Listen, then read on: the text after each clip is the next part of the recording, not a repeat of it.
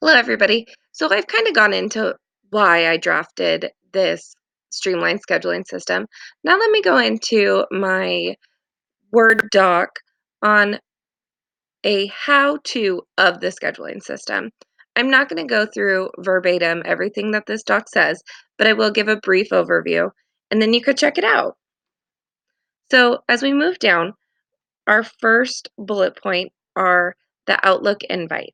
So these are just various staffs and meeting that will be appropriate to invite to these special education IEP meetings.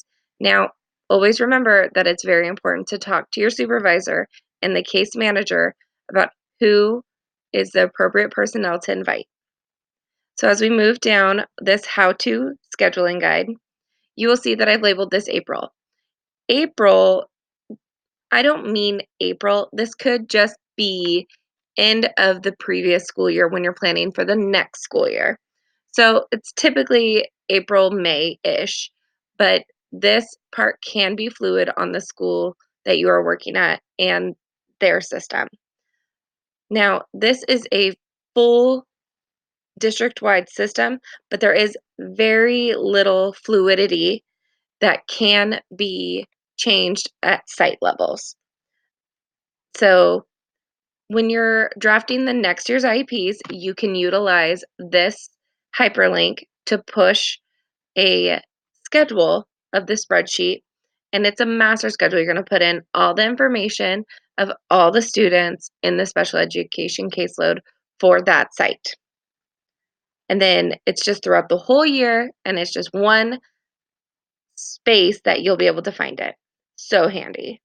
So then we move down, and this just tells you about that caseload and that spreadsheet specifically and how to fill it in.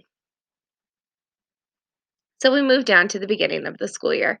Now, the beginning of the school year, you've just had summer break, and it's a hit the ground running type of school year. So it's nice that you've already done all the footwork and pre-filled that master schedule. So now at the beginning of the school year, you're ready. So just go in and update the master schedule. If there's any drops, if there's any ads, it's really nice to just be able to go in and just make a couple little twerks as opposed to reinventing the wheel. So there's some notifications, some save the dates. Save the dates are a informal notice that goes out to the families to let them know, oh, hey, this is the IEP date this year. Please keep us in mind. So the notifications you'll see down here in the bullet points that there are different notifications. Some will be on Google Drive, some you'll have to access a separate special education website. So just go down the list and you'll be able to follow along, and you'll even have some hyperlinks to push out some notices.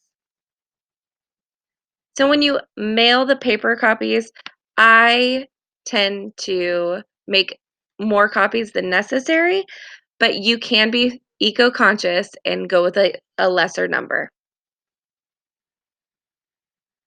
So when we move on to the pre-SST tracking information, this is another separate spreadsheet that we just kind of keep a watch on the students that are not qualified special education, but need a little more support and may need to have a evaluation done in the future. So it's nice to be able to make sure that we keep a watch on those kiddos and give them the support that they need. So then we come to the day before the meeting, and with the pre-SST spreadsheet, you just go in and fill in all that information. You'll catch this hyperlink. It's perfect. So then we go to the day before the meeting, and this is the information that the scheduling personnel will have to make sure all the dots are dotted and lines are crossed and ready for the meeting. All the people that should be there. Super helpful. So I hope that you enjoyed just this brief little rundown. Again, if you need to answer any questions, you will have this along with the various spreadsheets. Make it your own,